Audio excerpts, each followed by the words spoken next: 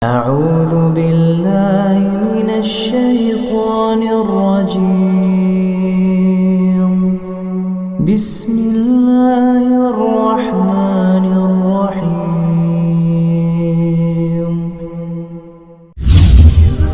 الرحمن الرحيم الحمد لله رب العالمين الصلاة والسلام على نبينا محمد وعلى آله وأصحابه ومن تبعهم بإحسان إلى يوم الدين ربنا زدنا علما وارزقنا فهما اللهم فقهنا في الدين وعلمنا التأويل سبحانك لا علم لنا إلا ما علمتنا إنك أنت العليم الحكيم رب اشرح لي صدري ويسر لي أمري واحلل عقدة من لساني يفقه قولي اللهم إنا نعوذ بك من علم لا ينفع ومن قلب لا يخشع ومن نفس لا تشبع ومن دعوة لا يستجاب لها. Jamaah Maghrib rahimakumullah,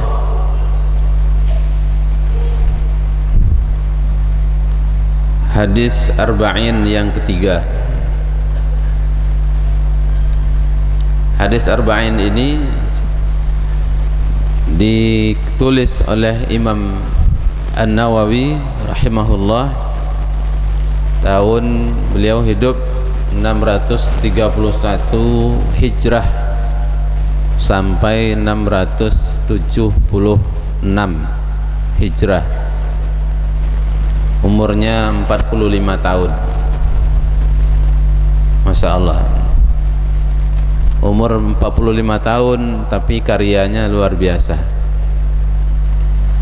ya. Beliau termasuk imam besar dalam mazhab Syafi'i ya. Imam Nawawi rahimahullah, salah satu karangan beliau yang paling terkenal adalah hadis arba'in an-nawawiyah, 40-an hadis Nawawi, jumlahnya 42. Ini salah satu di antara hadis-hadis 40-an hadis yang dikumpulkan oleh para ulama semenjak zaman dulu, dan 40-an hadis yang beliau kumpulkan itu menjadi yang paling banyak tersebar di kalangan kaum muslimin,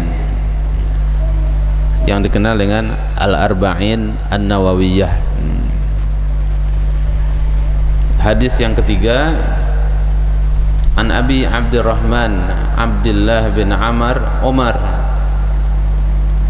Abdullah bin Umar Ibn al-Khattab radhiyallahu anhuma qala sami'tu Rasulullah sallallahu alaihi wasallam yaqul buniyal islamu ala khamsin syahadati an la ilaha illallah wa anna muhammadar rasulullah wa iqamis salah wa ita'iz zakah wa hajjil baiti wa saumi ramadana rawahul Bukhari wa Muslim.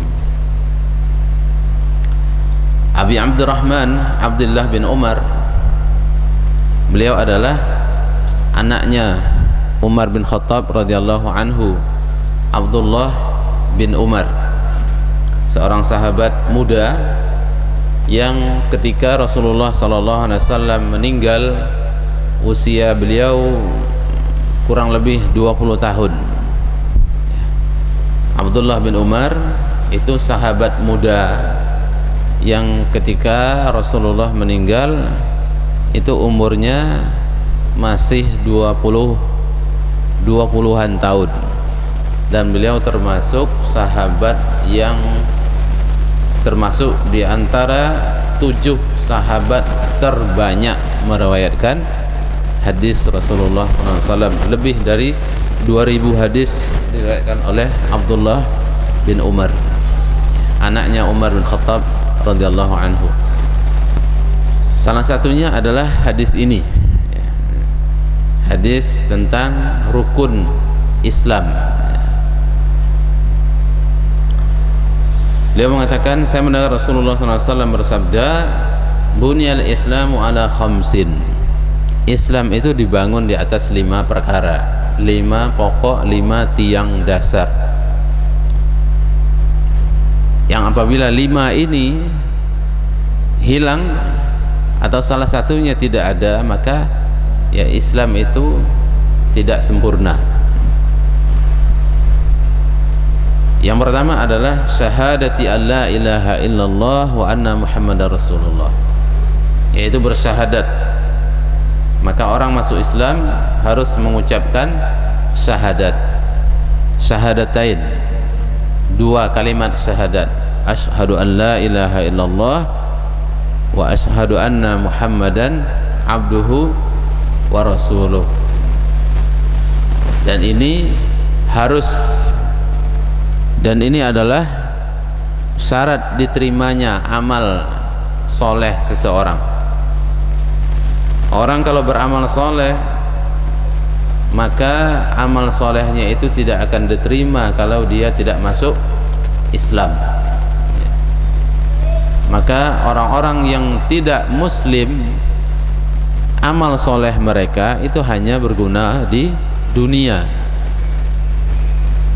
tetapi nanti di akhirat maka amal solehnya itu tidak bisa menyelamatkan dia dari api neraka.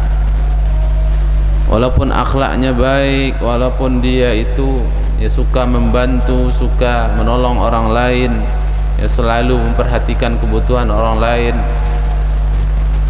maka kalau dia tidak masuk Islam, maka amal solehnya itu, amal kebaikannya itu tidak akan bernilai di sisi Allah Subhanahu wa ta'ala. Walladzina kafaru a'maluhum karamadin ishtaddat bihir rihu fi yaumin 'asif. Dan orang-orang kafir amalan mereka itu seperti abu, bukan Pak Abu, yang ya diterbangkan oleh angin, ya. Seperti debu yang diterbangkan oleh angin fi yaumin asif, ketika ya angin kencang, sehingga tidak punya terbang begitu saja, tidak ada artinya. Dalam ayat lain dikatakan wallazina kafaru a'maluhum, itu seperti kasarabin. Orang-orang kafir amalan mereka itu seperti fata morgana. Orang melihat air di waktu panas, kemudian wa iza ja'ahu lam yajidhu syai'an. Ketika dia datang ke sana, maka dia tidak mendapatkan sesuatu. Artinya apa? Dia tidak bisa mengambil manfaat. Artinya amal solehnya itu tidak akan bisa menyelamatkan dia dari siksaan Allah Subhanahu wa ta'ala. Kenapa? Karena dia tidak pernah mengucapkan kalimat syahadatain, la ilaha illallah Muhammadur Rasulullah. Ketika Rasulullah SAW itu ditanya oleh Ibunda Aisyah radhiyallahu anha tentang seorang orang kafir namanya Abdullah bin Jud'an. Abdullah bin Jud'an ini adalah orang yang baik, bahkan dengan Rasulullah SAW tidak pernah memusuhi Islam. Selama di Mekah, Abdullah bin Jud'an tidak pernah memusuhi Rasulullah SAW. Abdullah bin Jud'an suka membantu orang lain, akhlaknya baik. Kemudian Abdullah bin Jud'an meninggal. Maka ketika ditanya oleh Ibunda Aisyah, apakah Abdullah bin Jud'an itu bermanfaat baginya amal solehnya, maka Nabi mengatakan tidak sama sekali. Kenapa? Karena dia tidak pernah mengucapkan asyhadu an la ilaha illallah wa asyhadu anna Muhammadar Rasulullah. Maka ini adalah pintu gerbang orang masuk Islam, dan setelah itulah barulah amal solehnya itu menjadi bernilai di sisi Allah Subhanahu wa ta'ala. Maka ketika dia tidak mengucapkan kalimat la ilaha illallah, mengakui bahwa Allah Subhanahu wa ta'ala adalah pencipta, Allah yang menghidupkan, Allah yang mematikan, Allah yang memberikan rezeki, Allah yang mengatur alam semesta ini, dan bahwa Rasulullah sallallahu alaihi wasallam, Nabi Muhammad sallallahu alaihi wasallam adalah utusan Allah, hamba Allah dan utusan Allah. Ketika itu belum dia ucapkan, maka amal solehnya itu tidak ada manfaatnya untuk dia nanti di akhirat kelak. Adapun di dunia, maka Rasulullah sallallahu alaihi wasallam menghargai orang kafir yang baik, maka oleh Rasulullah sallallahu alaihi wasallam diperlakukan dengan baik. Maka Nabi mengatakan ketika selesai perang Badar, ketika orang-orang kafir Quraisy tertangkap, tertawan, maka Rasulullah sallallahu alaihi wasallam mengatakan, seandainya Abdullah bin Jud'an masih hidup dan Abdullah bin Jud'an itu meminta saya untuk melepaskan tawanan ini, maka saya lepaskan. Karena memang kenapa? Karena Abdullah bin Jud'an itu orang yang baik, orang yang tidak pernah memusuhi Rasulullah sallallahu alaihi wasallam. Nabi ingin membalas budi baiknya, tetapi Abdullah bin Jud'an pada waktu itu sudah meninggal. Maka ya Rasulullah sallallahu alaihi wasallam yang mengatakan perkataan beliau yang seperti itu. Maka ketika ada orang mau masuk Islam, itu kita segera, ya. Ada orang mau bersyahadat, itu segera, tidak perlu ditunda-tunda. Saya mau masuk Islam, oke, sekarang bersyahadat, selesai. Ya nanti baru mandi, baru belajar itu. Kenapa? Karena boleh jadi kalau orang ketika dia masuk Islam ditunda-tunda, kemudian besoknya dia meninggal, maka dia akan masuk neraka. Ada sahabat Rasulullah SAW, ya, ketika mau akan berperang, maka dia masuk Islam. Kemudian setelah dan dia syahid, maka Rasulullah sallallahu alaihi wasallam mengatakan, amila qalilan wa ujira katsiran. Ya. Dia itu amalnya sedikit, pahalanya banyak. Ya. Masuk Islam, perang, mati, dosanya diampuni Allah Subhanahu wa taala, kemudian dia masuk surga. Tapi dia harus bersyahadat dulu.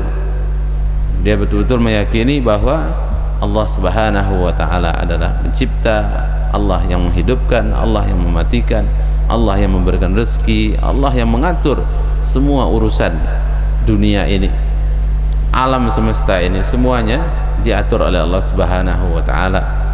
Dan bahwa Rasulullah sallallahu alaihi wasallam adalah utusan Allah yang harus diikuti, yang harus diteladani, dan beliau adalah orang yang akan memberikan jalan, ya, bagaimana menerangkan jalan kepada manusia, bagaimana seseorang itu selamat dari siksaan Allah Subhanahu wa ta'ala dan masuk ke dalam surganya.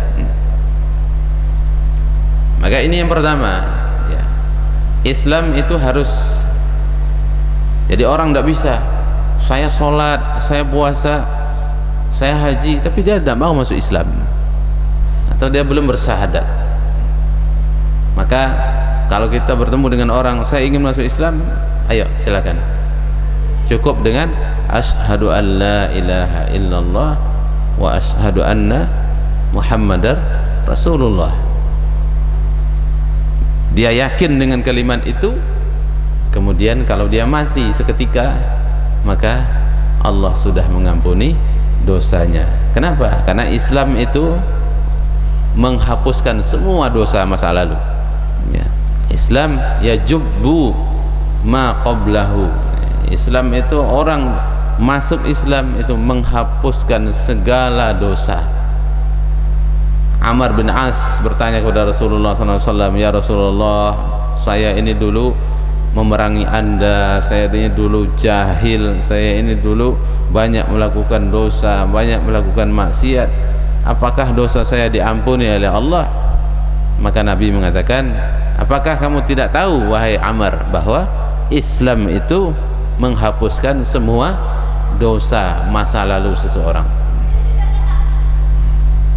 Jadi kalau orang masuk Islam, maka semua dosanya itu diputihkan oleh Allah Subhanahu wa ta'ala. Maka kalau ada orang masuk Islam, segera ya tuntun dia mengucapkan kalimat syahadat, dan semua pahala yang dia lakukan setelah itu, maka pahalanya itu diambil oleh orang yang menyebabkan dia masuk Islam. La an yahdiyallahu bika rajulan khairul laka min humrin na'am. Seandainya kamu bisa itu menunjukkan, menjadikan, memasukkan orang ke dalam Islam satu orang saja, maka itu lebih baik bagimu daripada harta yang paling mahal di dunia. Humrun na'am, kendaraan yang paling mewah sedunia. Itu kalau kita bisa mengajak orang, menyebabkan orang mendapatkan petunjuk, gara-gara kita orang mendapatkan petunjuk, Masya Allah, itu pahalanya luar biasa. Maka setelah itu semua apa yang dia lakukan, amal soleh dia itu juga kita panen tanpa mengurangi pahala yang dia dapatkan dari Allah Subhanahu wa ta'ala.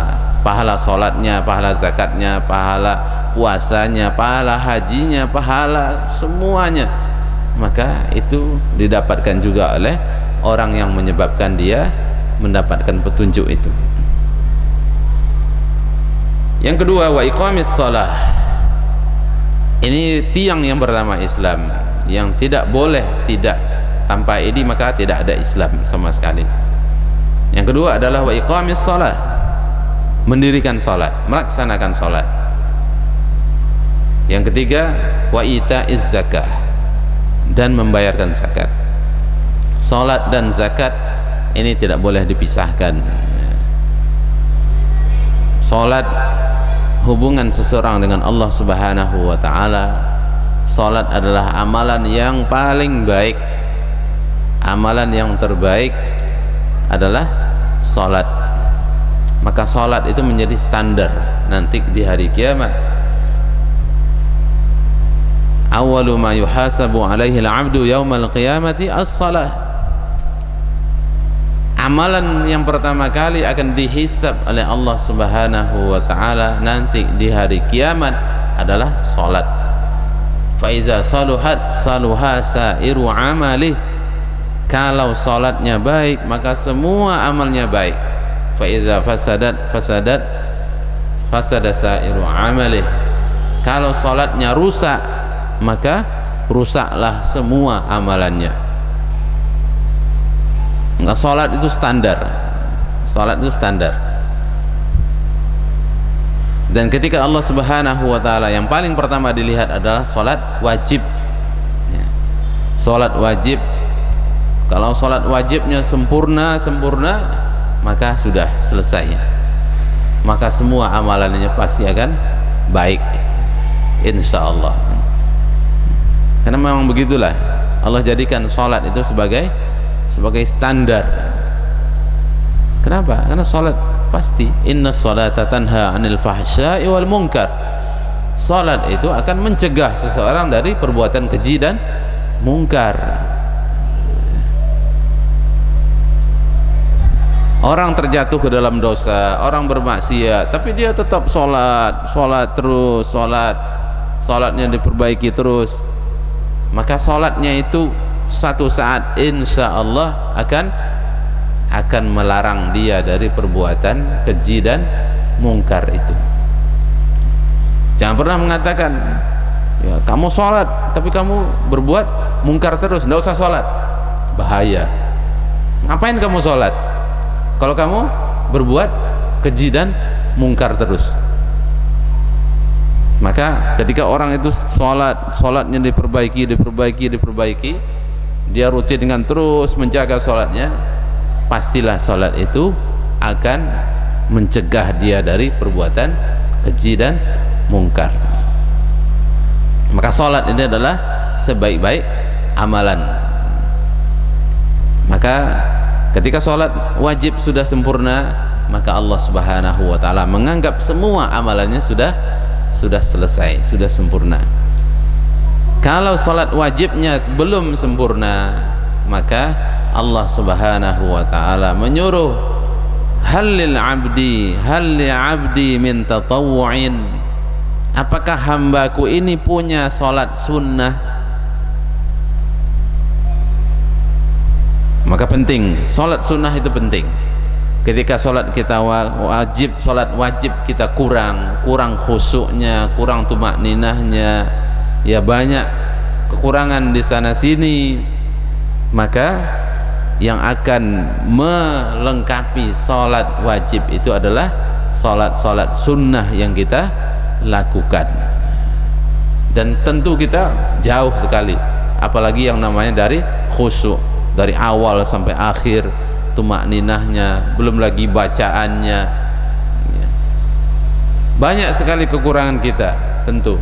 Maka kita juga harus melakukan banyak sholat sunnah, supaya nanti sholat sunnah ini mudah-mudahan melengkapi, menyempurnakan sholat wajib kita yang belum sempurna. Ketika sholat kita sudah selesai, sudah baik, maka dianggap amalan-amalan yang lain itu pasti akan baik. Maka wa iqamis shalah, pentingnya salat. As-salatu imaduddin, salat adalah tiangnya agama. Faman aqamaha faqad aqamad-din, barang siapa yang mendirikan salat berarti telah mendirikan agama. Barang siapa yang meninggalkannya berarti dia meruntuhkan agama. Salat adalah pembatas antara Islam dengan kafir, ya. Barang siapa yang meninggalkan salat dengan sengaja, maka dia sudah kafir. Maka ketika orang sampai ke tingkat tertinggi di dalam Islam, sudah wali, syekh, ulama, apa saja, ya, makom yang dia dapatkan, maka dia tidak akan bisa untuk meninggalkan sholat. Kalau ada orang mengatakan bahwa kalau dia sudah begini, kalau sudah mencapai tingkat tertentu, maka dia boleh tidak sholat, tidak ada. Pastikan bahwa yang seperti itu adalah ajaran yang salah, ya. Rasulullah SAW, beliau Nabi, ini tingkatan paling tinggi, tingkatan manusia paling tinggi di sisi Allah itu adalah para anbiya. Nabi Rasulullah SAW, beliau adalah orang yang paling banyak sholatnya. Nabi orang yang paling lama sholatnya. Nabi orang yang paling panjang bacaan sholatnya. Nabi paling banyak sholat sunnahnya. Padahal beliau adalah orang yang paling tinggi, orang yang paling mulia di hadapan Allah Subhanahu wa ta'ala. Nah, seperti itu. Maka kalau ada orang mengatakan bahwa kalau dia sampai ke tingkat tertentu, kemudian dia mengatakan bahwa saya sudah lepas dari kewajiban untuk melaksanakan sholat, itu berarti itu sudah keluar dari Islam. Orang kalau sudah mengatakan dia tidak wajib sholat, pastikan dia itu adalah orang kafir, ya. karena dia sudah tidak menganggap sholat itu wajib. Ya, beda dengan orang yang malas. Kalau orang meninggalkan sholat karena malas, maka itu dia diminta untuk bertaubat kepada Allah Subhanahu wa ta'ala. Kalau dia tidak mau, ya baru dia ya dalam Islam tentu kalau tidak mau sholat, ya harus dipotong kepalanya. Tapi kalau orang mengaku bahwa dia tidak wajib sholat, itu berarti dia sudah kafir. Beda. Kenapa kamu tidak sholat? Karena saya berkeyakinan sholat sudah tidak wajib bagi saya. Berarti dia sudah masuk ke dalam daerah kekufuran, kekafiran. Dia tidak Islam lagi karena dia sudah meninggalkan atau mengatakan bahwa sholat itu tidak wajib lagi. Wa ita'iz zakah, kemudian melaksanakan, membayarkan zakat. Membayarkan zakat ini juga menjadi kewajiban bagi kaum muslimin ketika sampai nisabnya dan sampai tahun haul, melewati 1 tahun dan sampai nisabnya, maka dia harus mengeluarkan zakat. Salat dan zakat Allah Subhanahu wa ta'ala rangkaikan dalam Al-Quran 82 kali. Wa aqimus salah wa atuz zakah wa yuqimunas salata wa yu'tunaz zakah.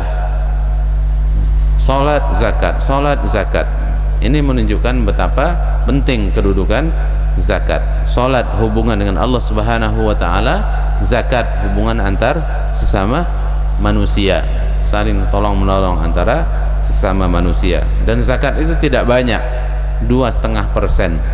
ya. Islam hanya meminta zakat untuk dikeluarkan dari harta kita itu hanya 2,5%. Itu pun kalau sudah lewat 1 tahun dan sampai nisabnya.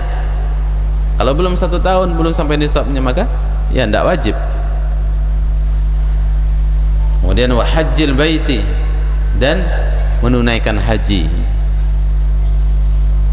Menunaikan haji bagi yang mampu, wa shaumi Ramadan, dan puasa Ramadan. Salat ada keringanan, tidak bisa berdiri, bisa duduk, tidak bisa duduk, bisa berbaring. Kalau tidak bisa juga bisa dengan isyarat. Puasa ada keringanan bagi orang yang tidak bisa berpuasa, maka dia boleh mengganti di hari yang lain. Puasa Ramadan yang ditinggalkan boleh diganti di hari yang lain. Orang yang sakit atau dia musafir, maka dia boleh mengganti di hari yang lain. Zakat dan haji hanya dibebankan kepada orang yang mampu. Orang yang tidak mampu, maka dia tidak membayar zakat, dan dia tidak diwajibkan untuk menunaikan haji. Kalau memang dia tidak punya harta, dia tidak sampai atau tidak mempunyai biaya untuk ke Makkah Al-Mukarramah. Maka rukun-rukun Islam ini semuanya adalah kewajiban-kewajiban yang harus dilaksanakan, ditunaikan oleh kaum muslimin kalau mereka tetap ingin dianggap sebagai orang Islam. Ketika mereka meninggalkan ini, maka mereka telah melakukan dosa besar. Atau kalau mereka meninggalkan dengan menganggap bahwa itu tidak wajib, maka berarti mereka sudah jatuh kepada kekafiran. Tapi kalau mereka meninggalkan mungkin karena malas, karena sibuk, tapi dia mengakui bahwa yang semua ini adalah wajib, maka orang ini harus segera untuk disuruh untuk bertaubat kepada Allah Subhanahu wa ta'ala dan melaksanakan kembali apa yang dia tinggalkan itu. Baik, Bapak Ibu yang dirahmati Allah Subhanahu wa ta'ala, jamaah maghrib rahimakumullah. Mudah-mudahan ini menjadi ilmu yang bermanfaat bagi kita bersama, dan semoga kita diberikan kelapangan kekuatan oleh Allah Subhanahu wa taala untuk sama-sama mengamalkan apa yang kita ketahui ini. Subhanakallahumma bihamdika asyhadu an la ilaha illa anta astaghfiruka wa atubu ilaik. Assalamualaikum warahmatullahi wabarakatuh.